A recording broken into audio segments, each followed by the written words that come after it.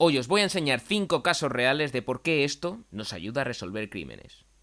Por cierto, alguno de los casos que voy a contar es muy reciente, así que veo importante mencionar que lo hago desde el respeto y sin querer ofender a nadie. Y dicho esto, vamos con el primer caso. El cadáver de Omar Octavio Carrasco fue encontrado el 6 de abril de 1994 en la provincia de Neuquén, en Argentina. Un mes antes, el 6 de marzo, se había denunciado su deserción del ejército argentino, donde tan solo llevaba realizando el servicio militar 3 días, desde el 3 de marzo. Según su superior, Omar no había sido capaz de resistir las obligaciones que conllevaba el ejército. Sin embargo, cuando se encontró el cadáver un mes más tarde, quedó claro que Omar no había huido, que no había desertado, sino que había sido asesinado porque se encontraron indicios claros de violencia en su cuerpo. La gran pregunta era cuánto llevaba muerto y dónde había estado todo ese tiempo, porque el lugar en el que se encontró el cadáver sí que había sido revisado previamente y no había nada, o sea que alguien lo había debido dejar allí. Es aquí donde está la razón de que yo haga este vídeo, y es que a continuación de encontrar el cadáver entró en escena la entomóloga forense Adriana Oliva, la cual, mediante el análisis de la fauna necrófaga que había en el cadáver, determinó que Omar llevaba muerto un mes, que había estado unas horas a la intemperie después de su muerte y que después había sido escondido en un lugar donde no podían acceder los insectos o donde les costaba mucho más. Un lugar fresco y oscuro donde debía haber estado al menos 20 días. Gracias a esto se pudo reconstruir los hechos y capturar a los culpables, entre los que estaba su superior, un subteniente y 2 soldados. Estos, tras morir Omar, lo habían intentado ocultar y hacerlo pasar por un desertor, y que la cosa simplemente quedara en que había desaparecido. Lo curioso es que este caso tuvo un impacto tan grande en la población argentina que provocó que finalmente se acabara con el servicio militar obligatorio en Argentina. Y este es tan solo el primero de los 5 casos resueltos por insectos que os voy a contar en este vídeo. Además os voy a contar otros 4 bautizados con los siguientes nombres: la hoz, el castrado de Las Vegas, la momia de París y el asesinato de Diana Quer. Entended que el asesinato de Diana Quer es bastante reciente, ocurrió en España, y por tanto todavía no están las cosas como para que se le pongan nombres o para que se le bautice con un nombre algo más exótico. Pero de todas maneras, como también ahí la entomología forense tuvo una importancia muy grande, lo mencionaremos también al final. Así que hoy, en Mario de Wonder, insectos que resuelven crímenes. Sobra decir que cuando acabe este vídeo espero que si os encontráis un cadáver sepáis decir, al menos de una manera muy básica, si ese cadáver lleva mucho o si es muy reciente. Creo que esto podremos hacerlo todos cuando acabe este vídeo. Y también que cuando veáis una serie como CSI, como Bond, como Sherlock, cuando estén hablando de términos de estos, cuando estén hablando de los insectos que se han encontrado, que por lo menos no necesitéis la típica explicación que se le da al personaje ese que no sabe nada, o que dan porque sí, ¿no? Que a veces empiezan a contarte algo y dices, y nadie ha preguntado por qué está dando la explicación larga. Y lo hacen para los espectadores. Pues bueno, espero que cuando veáis este vídeo no os haga falta esa explicación. Y en ese momento pues podéis ir al baño. ¡Sí! Como siempre, antes de ir al meollo os voy a dar un poquito de contexto. Y es que hasta el siglo XVII se creía en la generación espontánea. No todo el mundo, pero había mucha gente que creía en la generación espontánea, que básicamente en lo que consiste es en que los animales que había en un cadáver se generaban de forma espontánea. Es decir, porque sí, porque aparecían. Digamos que el cadáver se descomponía y de ahí salían gusanos. Pero entonces llegó Francesco Redi, que era un médico y naturalista de la época, que no tenía muy claro esto, y decidió hacer un experimento. Lo que hizo fue coger 3 trozos de carne y meterlos en diferentes recipientes. En el primero no puso ninguna tapa. La carne estaba al aire. En el segundo lo que hizo es cerrar ese bote herméticamente. Por tanto, la carne no tenía ningún contacto con el exterior. Ni siquiera los olores eran capaces de salir. Y en el tercero tapó el recipiente pero solo con un paño. Ese paño sí que dejaba salir los olores de la carne pudriéndose. Y al día siguiente se dio cuenta de que la generación espontánea poco tenía de espontánea. Porque cuando miró la carne que estaba destapada se dio cuenta de que ahí sí había larvas. Cuando miró la que estaba herméticamente cerrada se dio cuenta de que no tenía nada. Y sin embargo, cuando miró la que solo tenía un paño, se dio cuenta de que en el paño las moscas habían puesto huevos. Este experimento sirvió para demostrar que la generación espontánea no tenía sentido, sino que eran animales adultos los que traían los huevos que después daban lugar a esas larvas. No es que la carne se convirtiera en gusanos, sino que las moscas ponían los huevos. Y fue clave para empezar a entender cómo funciona la descomposición de un cadáver y cómo opera la fauna necrófaga. Hasta ahora. Pues sí. Así es, Jacinto, porque ahora que hay tantas teorías conspiranoicas, pues también han aparecido los conspiracionistas de la generación espontánea, digamos, que creen que no solo la generación espontánea existe, sino que incluso está ligado a los pensamientos, y que si tú miras un botecito con agua o un botecito con unas semillas de arroz, si lo miras con cariño pues va a crecer de una manera y si lo miras con odio pues va a crecer de otra. El cielo de Andorra tiene muchísimos patrones geométricos distintos, todos unidos, que parece un circuito electrónico. Pero bueno, este es un jardín en el que no he venido a meterme, pero que me apetecía comentar así como muy levemente. Lo que está clarísimo es que la fauna necrófaga se suele ver atraída por los olores cadavéricos. Y esos olores cadavéricos no salen porque sí. Esos olores cadavéricos aparecen porque a partir de que el cuerpo muere, las células empiezan a morir. Y una vez esas células empiezan a morir, las bacterias que están en simbiosis con nosotros durante nuestra vida empiezan a consumir esas propias células. Y se empiezan a dar lugar fermentaciones que producen lo que son los olores cadavéricos. Y como digo, esos olores cadavéricos atraen a toda la fauna necrófaga. Las primeras en llegar normalmente suelen ser las moscas. Y eso nos da pie a nuestro tercer caso resuelto por insectos, la hoz. Ocurrió en el siglo XIII en China. Se produjo un asesinato en un pueblo y no se sabía quién lo había cometido. Y para esclarecer los hechos se llamó a un médico llamado Sun Tzu. Sun Tzu era un tío muy listo, y cuando llegó al pueblo y examinó el cadáver, se dio cuenta de que había sido asesinado con una hoz. Así que revisó las hoces de todos los labradores que había allí. ¿Pero qué pasa? Que todas las hoces estaban limpias. Pero a pesar de que las hoces estaban limpias, cogió cada una de esas hoces y las colocó todas al sol. La gente del pueblo no entendía nada, dijo, ¿pero qué haces? ¿Ya has visto que están limpias? ¿Por qué pones las hoces al sol? ¿Piensas que te van a dar una respuesta o algo? Y ocurrió que sí. Pasadas unas horas, una de las hoces estaba llena de moscas. Esto delató al culpable, que era uno de los labradores. Y de hecho, después de que lo acusaran, este confesó que él había sido quien había asesinado al otro labrador. ¿Por qué habían ido las moscas a esta hoz? Porque probablemente en aquella época la hoz no estaba limpia totalmente. Seguramente quedaba sangre o restos microscópicos del difunto y esto fue lo que atrajo a las moscas. Y de hecho es que este se considera el primer crimen resuelto por la entomología forense, a pesar de que ni sabían que se llamaba entomología forense. Necesitamos más contexto, Mario. No, no te enrolles. Queremos las 3 historias que quedan, que además eran las mejores. Vaya, pues a ti no te conocemos. Y lo siento, pero en este canal sí. En este canal nos enrollamos. Si las moscas se veían atraídas por los olores cadavéricos es porque les interesan los cadáveres. ¿Y por qué les interesan? ¿Para comérselos? No. No para comérselos. Les interesa principalmente para poner sus huevos. Y lo hacen en los orificios del cuerpo o de heridas, etc. Lo hacen por dos razones. Uno, para que sus huevos estén protegidos. Y dos, porque quien de verdad devora la carne muerta son las larvas, que en cuanto salen del huevo comienzan a comer carne. ¿Qué es lo que más te gusta de tu vida? Sin duda la mejor etapa de mi vida fue la de larva. En aquel entonces podía comer carne muerta y tenía mandíbulas para hacerlo. Por ejemplo, en Lucilia sericata, que es la mosca verde de la carne, que por cierto, tengo un vídeo de 5 comportamientos animales que has visto y no comprendes, en el que se explica una simbiosis muy chula que ocurre entre las urracas y las moscas verdes estas, la Lucilia sericata.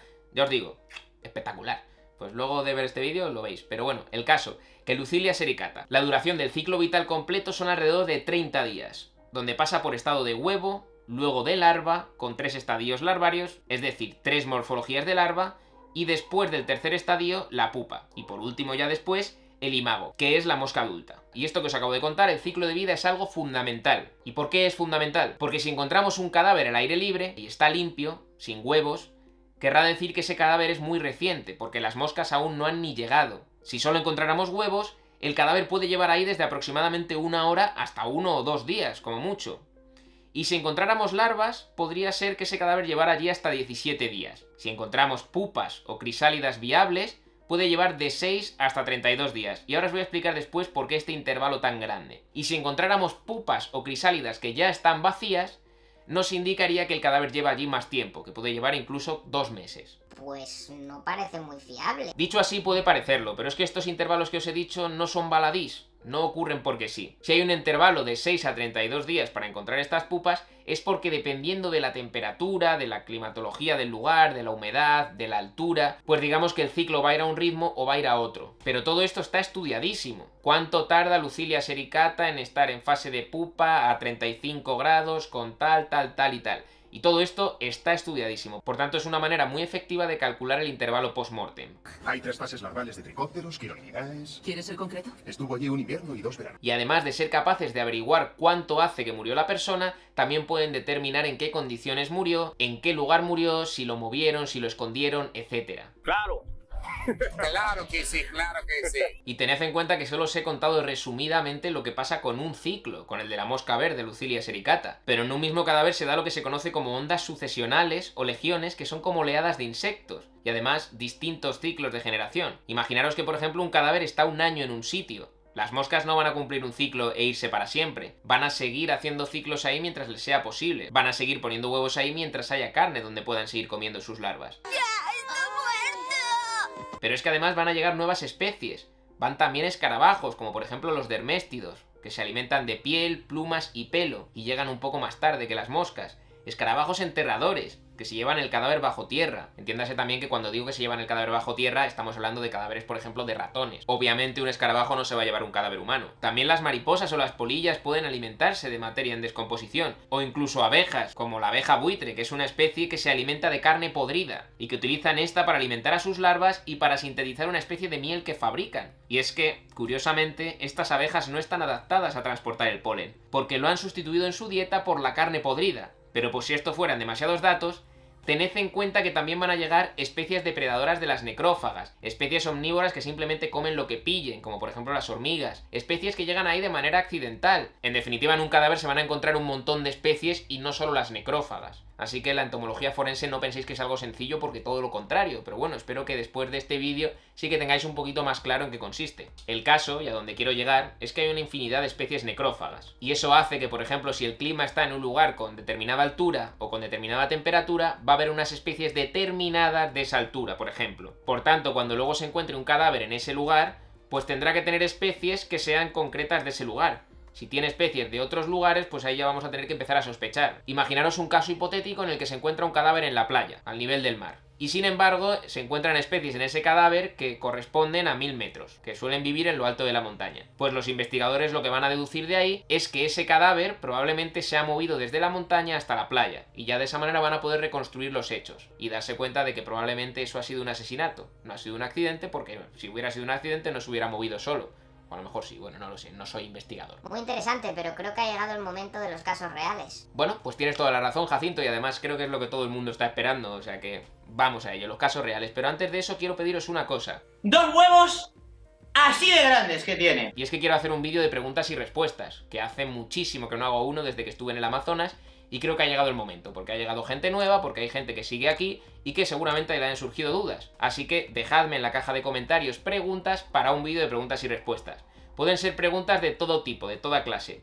Personales, de biología, de si me queréis pedir consejos para algo, lo que queráis. Que yo he venido aquí a hablar de mi libro. Estoy a vuestra disposición porque al final ese vídeo es para vosotros, para los que me seguís. Y dicho esto, vamos con el primero de los 3 casos que nos quedan, que es el de la momia de París. Este caso ocurrió en París en 1855. Se encontró en una casa un cuerpo de niño que estaba ya momificado, al que se bautizó como la momia de París. Y para realizar la autopsia se llamó al doctor Louis Bergeret. Este es considerado uno de los primeros entomólogos forenses de la historia, y en aquel momento la policía tenía como principales sospechosos a una pareja que vivía en aquellos momentos en esa casa. Estos pobres diablos seguramente hubieran sido condenados si no llega a aparecer nuestro querido Bergeret. Este reconoció y sacó conclusiones del patrón de sucesiones que había habido en ese cuerpo, es decir, de los insectos que habían pasado y que habían completado su ciclo en ese cuerpo. Y de esta manera concluyó que el cadáver tenía 7 años, es decir, que había muerto hace 7 años. Y por tanto la policía pudo culpar y condenar a la pareja que había vivido 7 años antes en esa casa, en 1848, y que sí que eran los verdaderos asesinos de ese niño, y librar de culpa de esa manera a los inquilinos de 1855. Si bien ese caso nos queda muy lejano, el que viene a continuación nos queda muy cercano, y es el caso de Diana Kerr, ocurrido en 2016. El cuerpo de Diana se encontró en 2017 en un pozo tras estar desaparecida 467 días. Cuando la sacaron del pozo, los forenses encontraron en su pelo crisálidas o pupas de una mosca, de la mosca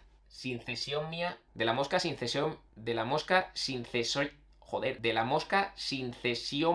nudiseta.